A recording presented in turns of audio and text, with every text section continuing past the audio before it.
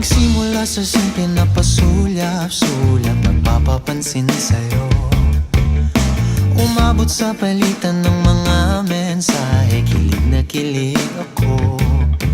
Kumusta, kain na, hello, magandang umaga. Ingat ka, pahinga, huwag kang masyadong magpupuyat pa. Naramdaman ng puso na dahan-dahan akong nahuhulog sa'yo. Sa kada araw natin na pag-uusap, meron nang